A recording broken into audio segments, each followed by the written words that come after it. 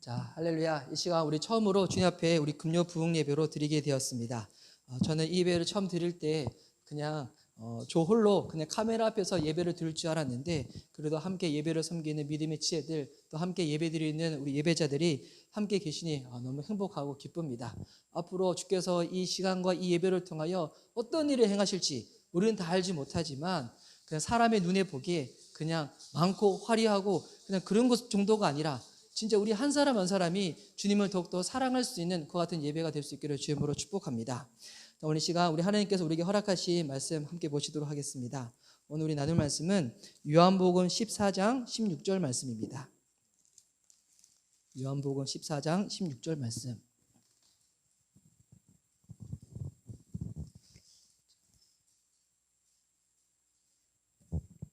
요한복음 14장 16절, 우리 한 구절 말씀 되게 짧은데요, 우리 함께 한 목소리를 읽도록 하겠습니다. 자, 시작. 내가 아버지께 구하겠으니 그가 또 다른 보혜사를 너희에게 주사 영원토록 너희와 함께 있게 하리니. 아멘. 제가 말씀 전하기 전에 제가 다시 한번 기도하도록 하겠습니다.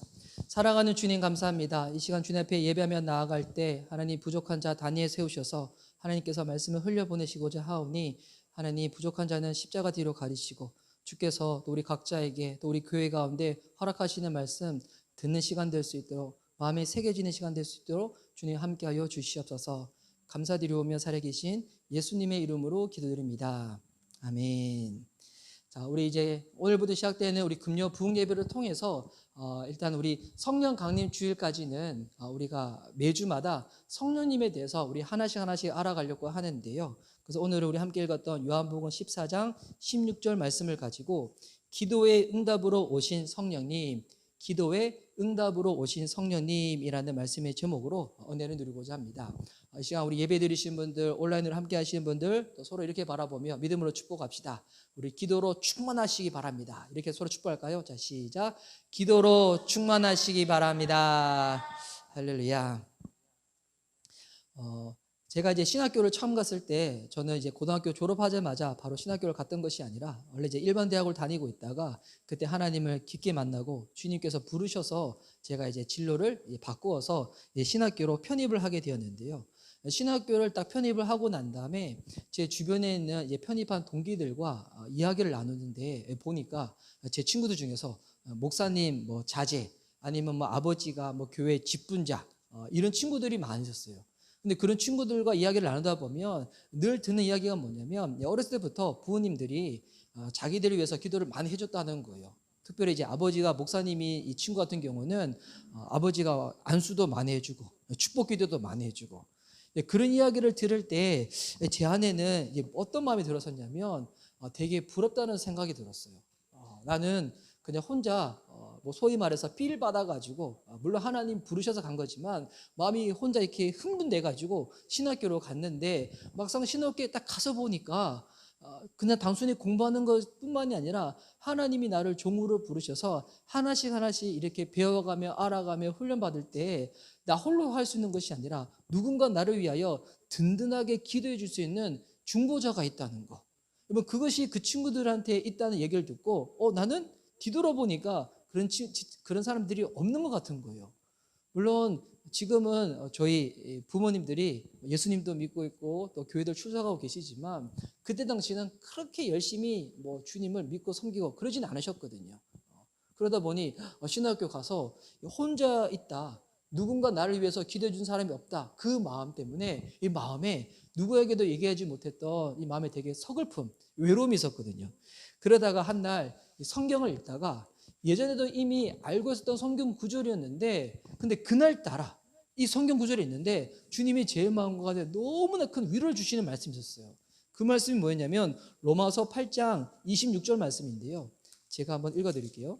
로마서 8장 26절.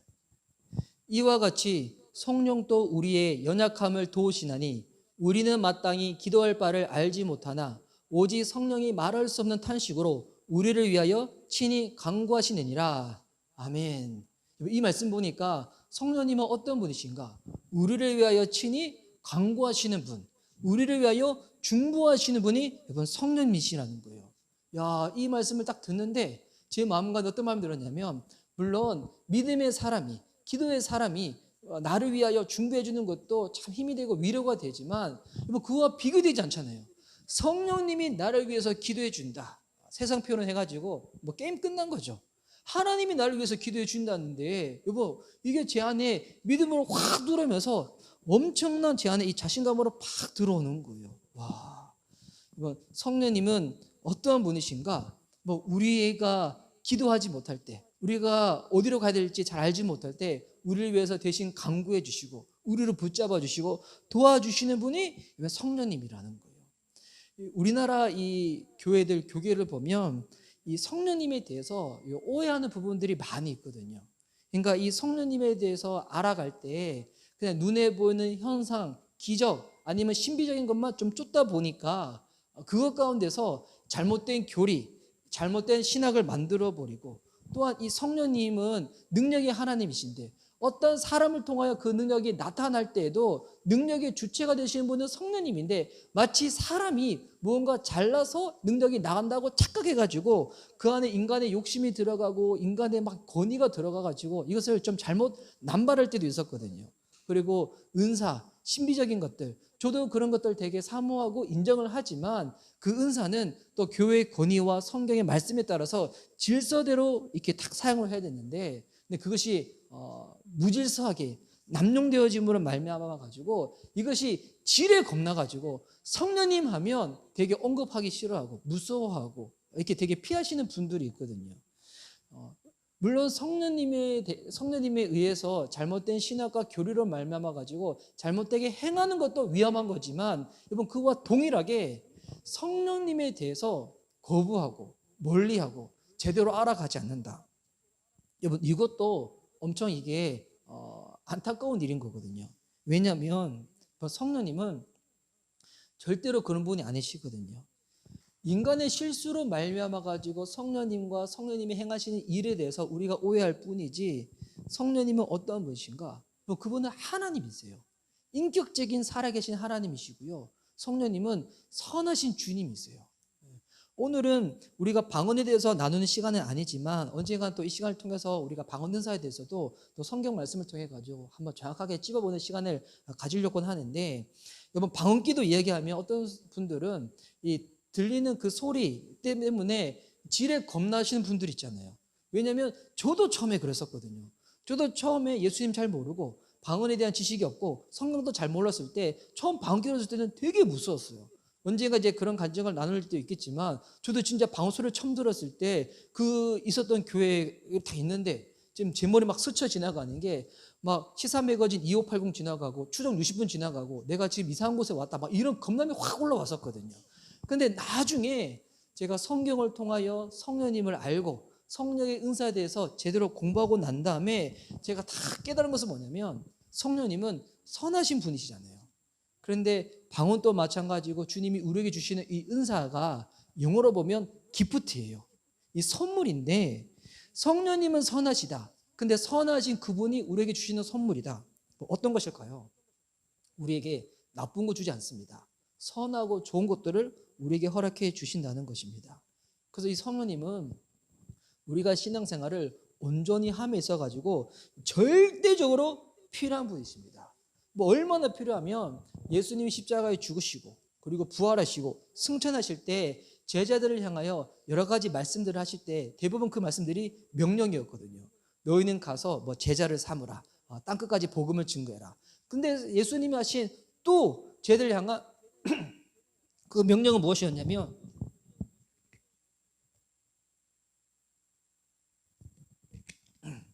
제가 너무 감격스러워가지고 물 한번 먹었습니다. 예수님이 제자들을 향해서 했던 그 명령이 무엇이냐면 성령을 받으라는 거예요. 너희가 아버지가 약속한 그 성령을 받을 때까지는, 성령으로 세례를 받을 때까지는 이 예루살렘 성을 떠나지 말라는 거예요.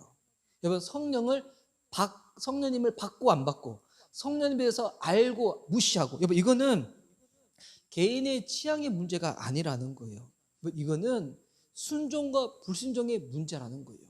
주님이 우리에게 그것을 받으라고 말씀하셨기 때문에 예수님을 믿는다, 예수님을 사랑한다. 그럼 그럴 때 어떻게 반응해야 될까요? 순종의 모습으로 반응해야 된다는 거예요. 성령을 받고 성령의 충만함을 삼하며 나아가야 한다는 것입니다. 여러분, 그렇기 때문에 무엇보다 우리에게 성령님이 임하시도록 여러분 간구하신 분이 누구신가? 오늘 읽었던 이 요한복음 14장 16절 말씀에 보니까 내가 아버지께 구하겠으니, 여러분 성령님이 우리 가운데 임할 수 있도록 기도하신 분이 누구시라는 거예요? 예수님이시라는 거예요. 예수님의 그 기도로 말미암아서 성부 하나님이 우리들 가운데 보내주신 분이 누구신가? 바로 성령님이시라는 것입니다. 그러면 성령님이 우리 가운데 오셔서 우리가 도대체 뭐 하라고 성령님을 굳이 보내실까요? 오늘 읽었던 이 10절 이 말씀의 이 앞부분에 보면 예수님이 제 아들에게 먼저 기도에 대해서 말씀하시거든요. 무슨 기도를 말씀하시면 너희가 내 이름으로 무엇을 구하든지 내가 행하겠다고. 그러니까 예수님의 이름으로 기도하면 예수님께서 일하시겠다는 거예요. 그러면 예수님의 이름으로 무엇을 간구하는 것인가? 무엇을 기도하는 것인가? 그것이 그 앞전에 본문에 보면 예수님께서는 이제 내가 하나님께로 가면 너희는 내가 하는 일도 하지만 나보다도 훨씬 더 큰 일을 할 거라고 주님이 말씀하시거든요. 예수님이 하신 일, 예수님보다 큰 일, 여러분 그 일이 무슨 일일까요? 여러분 이 본문은 우리가 예전에 주일 예배 때도 한번 나눈 적이 있었어요. 예수님이 어떤 일을 하실까요? 하나님과 상관없이 우리가 세상 가운데서 그저 잘 되는 일, 그것만 하라고 주님께서 말씀하시지 않을 거예요. 주님이 하시는 일은 다른 것이 아니라 바로 하나님의 말씀 가운데 우리가 온전히 순종하는 것인 줄 믿습니다. 그래서 여러분, 그러면 결국 누가 하나님 말씀 가운데 순종을 하는가? 15절 말씀 보니까 너희가 나를 사랑하면 나의 계명을 지키리라. 할렐루야. 주님을 사랑하면 주님의 계명을 지킨다는 거예요. 우리가 신앙생활 할 때 우리가 여러 가지 오해들을 많이 하는데, 그러니까 신앙생활을 하더라도 세상에서 공부하고 일했던 방법들이 우리들 가운데 너무 익숙하다 보니까 예수님 믿고 나서 마음이 뜨거워지잖아요.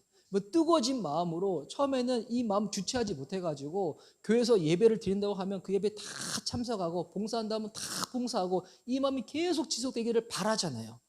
저도 그런 마음이 있었거든요. 20대 때 제가 성령 받고 난 다음에 그때는 막 누가 시키지 않더라도 막 새벽 예배 가고 막 기도하고 그리고 대학 복학해가지고 학점 메꿔야 되는데 그때 막 수예배 드리고 금예배 드리고 막 예배 빠진 날 없이 그리고 막 제자 훈련 성경 공부 막 수련회 다 하면서도 공부도 다 하고 그랬었거든요. 그거 하면서 공부 안 했던 것이 아니라 그것도 하면서 공부도 하고 막 그랬었는데 저는 그 마음이 20대 때 그 마음이 저는 평생 갈 줄 알았어요.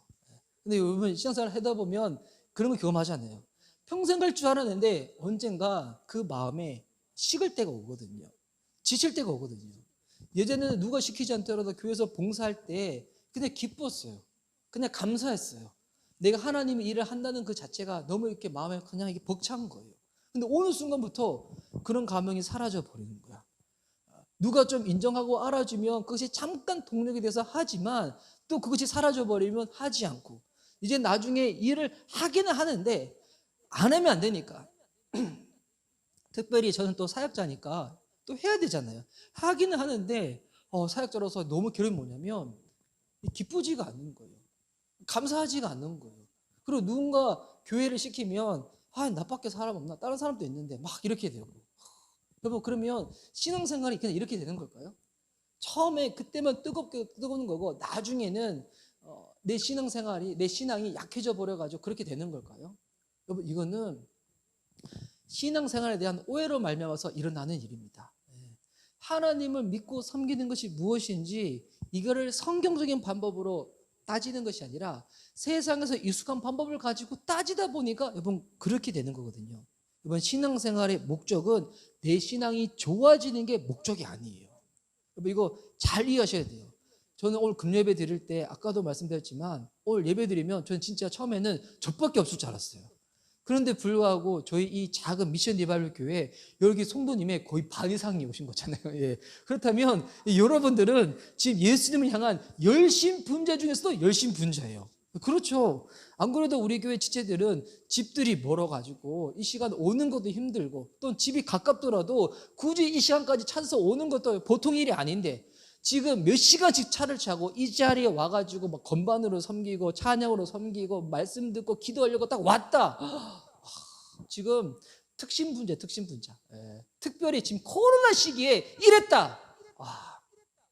여러분 은혜 받으실 때 적당히 받으셔야 돼요. 나중에 주님께서 헌신하겠냐 할 때 그 아무 생각 없이 손 들어버려서 헌신해가지고 막 선교주로 막 기쁨으로 끌려가고 막 그럴 수도 있거든요. 여러분들 여기 특별히 열심 분자들이 많이 있으시기 때문에 제가 말씀드리면 뭐 신앙생활의 목적은 내 신앙이 좋아지는 게 목적이 아니에요. 그거 뭐야? 신앙생활해서 기도 많이 하고 성경 많이 읽고 그리고 봉사 많이 하고 그리고 막 교회에서 헌신하고 헌금 많이 하고 이거 아니냐고. 여러분 그거 아니에요. 이거 뭐 되게 중요한 부분이에요. 그걸 하지 말라는 게 아니에요. 그것 자체가 신앙의 목적이 되어버리면 목표지연이 되어버리면 여러분 언제라도 금방 지쳐버립니다. 여러분 예수님 믿고 나서 구원의 감격으로 뜨겁다. 여러분 성화가 뭐냐면 내 신앙이 좋아지는 것이 아니라 성화는 하나님을 알아가는 거예요. 여러분 이게 되게 중요한 거예요. 신앙은 하나님을 알아가는 게 목적이라는 것입니다. 여러분 그래서 하나님을 알아가는 거기 때문에 이게 한순간에 되지 않는 거예요. 이게 시간이 필요하고요. 과정이 걸리고요.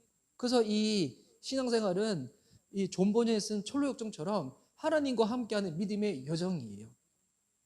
우리가 신앙이 좋으면 얼마나 좋겠어요. 저는 목사인데도 불구하고 시간이 흘러가면 흘러갈수록 또 깨닫는 것은 뭐냐면 내 신앙 정말 형편없다. 뭐 속된 표현으로 너무 개차반이다. 어떻게 목사의 신앙이 이럴 수밖에 없나. 여러분 이 마음이 더욱더 분명해져요. 근데 여러분 이것 때문에 좌절하지 않습니다. 왜? 저는 원래 그런 사람이거든요. 그래서 딱 결론은 하나밖에 없는 거죠. 그래서 예수님을 더욱더 의지해야 된다. 그분을 더욱더 알아가야 된다. 여러분 이것이 신앙의 목적이 되어져야 돼요. 사람들마다 신앙생활 하다가 어느 순간 잠수해버린 사람 중에서 어떤 케이스들이 있냐면 누군가 이렇게 관계 가운데서 시험돼서 그런 케이스도 있지만 또 어떤 사람이 있냐면 본인 스스로 본인에 대한 기준이 되게 높았던 거야. 본인은 되게 신앙생활을 근사하게 잘할 줄 알았던 거야. 근데 막상 보니까 남들과 관계 가운데서 뭐 하나 시험 들어가서 팽 넘어지고 그런 자기를 보면서 스스로 이게 시험이 들어가지고 내가 이 정도밖에 안 되는 사람이야? 이것 때문에 막 이 현실 앞에서 막 마음이 무너지는 거예요. 여러분 원래 우리는 그 정도밖에 안 되는 사람이에요. 여러분 그러면 신앙은 무엇인가? 하나님을 알아가는 거예요.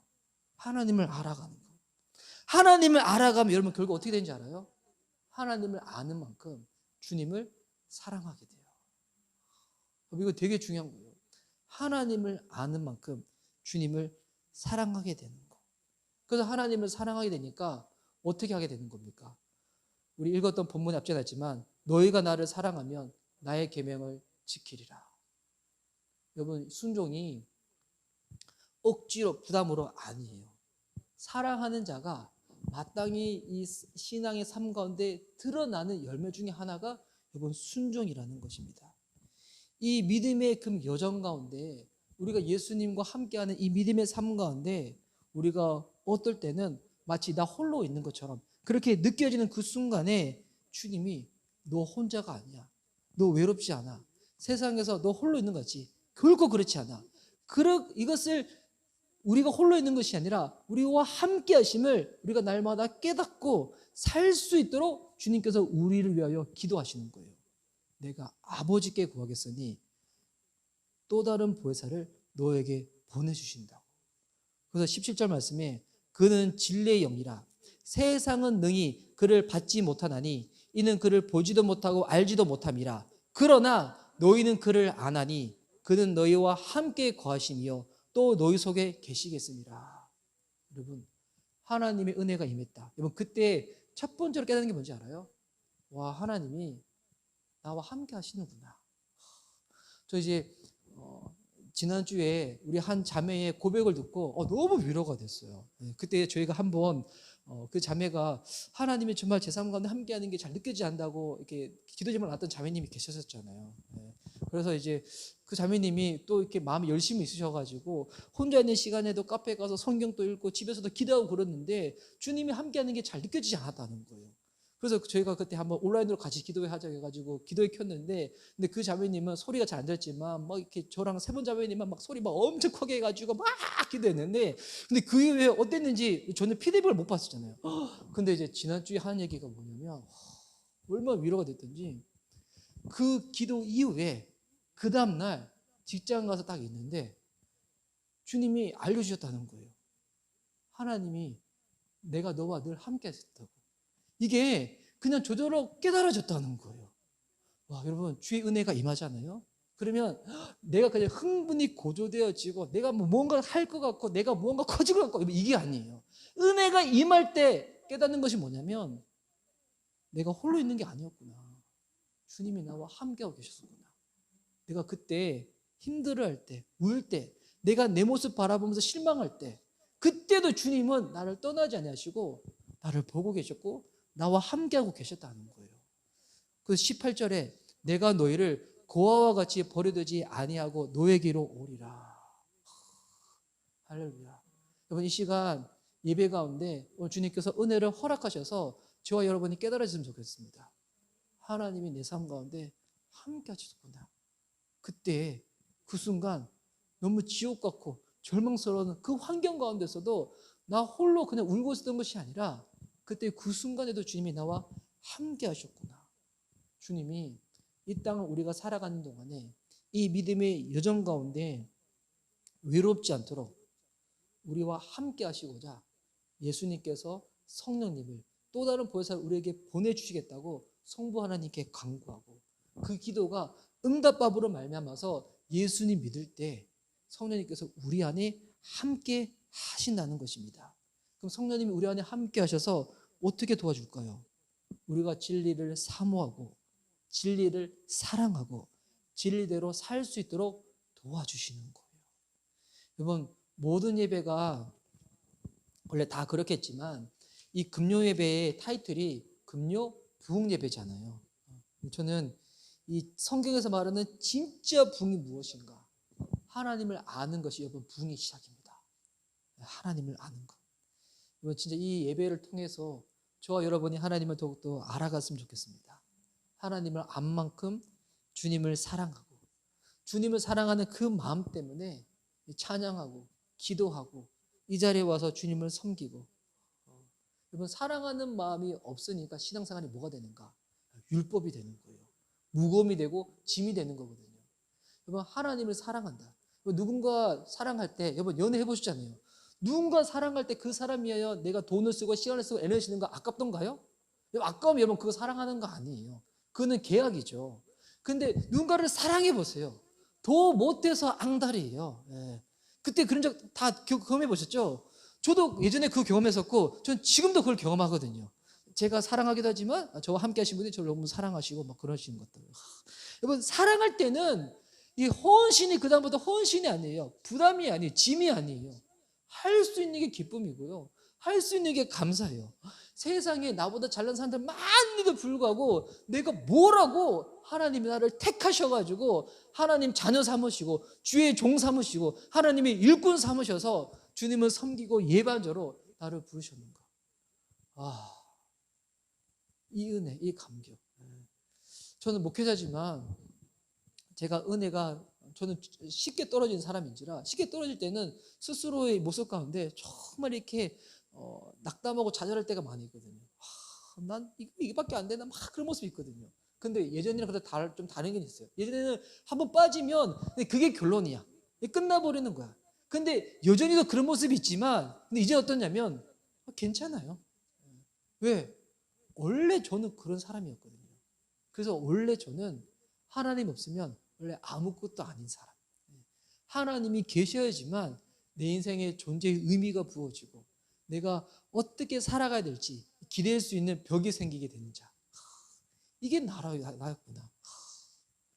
그러면서 하나님을 더욱더 알아가고 주님을 사랑하게 되는 것.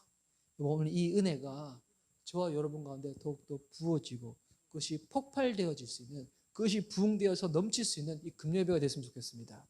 이번에 이 성령 강림 주일까지 우리가 성령에서 알아갈 때 우리가 눈에 보이는 현상, 기적, 신비 이런 것을 쫓지 않을 거예요. 주님께서 허락해 주신다. 여러분 진짜 주님 바라보자는 그것이 그냥 마음이 막 움직이지 않습니다. 그냥 주신 것 가지고 주님 일 섬기는 것 가운데 활용하는 것 뿐이지 더 중요한 것은 내 안에 주님과 더 가득 남아지는 겁니다.